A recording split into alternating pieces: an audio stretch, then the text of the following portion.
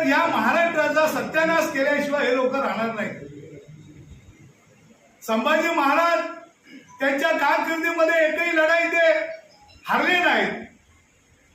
एवढा शूर राजा आणि त्याला कसा पकडण्यात आला, कसा काय त्याचं छेद करण्यात आला.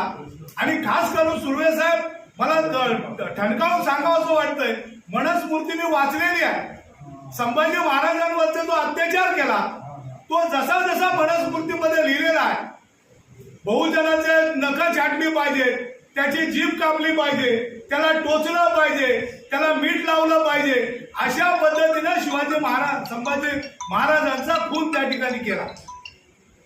आणि आज छाव्याच्या माध्यमातून दाखवत असताना त्या ठिकाणी सुद्धा जातीभेद झालेला आहे. आमच्या महार समाजाची माणसं, रायबा असेल, जीवा महाल असेल, त्यांना त्या ठिकाणी दाखवलेलं नाही. ज्यांनी संभाजी महाराजांच्या बरोबर जेव्हा त्यांच्यावरती साखळदंड फेकले तेव्हा त्यांनी उड्या टाकल्या. ज्या वडूस गावामध्ये पुण्यामध्ये जिथं भीमा कोरेगाव आहे, त्या भीमा कोरेगाव मध्ये संभाजी महाराजांचे तुकडे करून करून फेकले. ते आमच्या महार लोकांनी बघितले. त्यावेळेचे सिद्धनाथ त्यांनी ते तुकडे जमा केले आणि राजाचं त्या ठिकाणी सन्मानाने देहाचं त्यांनी त्या ठिकाणी त्याच्या अग्निदहन केलं. आणि त्याचा पश्चाताप म्हणून महाराजांना आम्हाला काय शिक्षा ब्राह्मणांनी दिली, तर आमच्या गळ्यामध्ये मटकं बांधलं आणि पाठी झाडू बांधलं. एकमेव कारण की ह्या महार समाजाने छत्रपती संभाजी महाराजांचं जे शरीर होतं दैनंदिन केलं होतं आणि ते एकत्रित केलं. म्हणून असताना त्या ठिकाणी आमच्या गळ्यात मटकं बांधलं आणि पाठी झाडू बांधलं. पण त्याच महाराजांनी 1818 मध्ये भीमा कोरेगाव मध्ये ही पेशवाई नष्ट केली.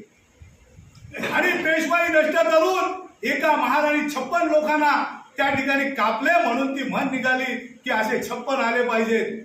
आणि म्हणून डॉक्टर बाबासाहेब आंबेडकर सांगतात की मी या महार जातीमध्ये जन्म घेतला आणि कुठेही देशात असले तरी भीमा कोरेगावला ते जायचे. 1818च्या शूरवीरांना त्या ठिकाणी नतमस्तक व्हायला.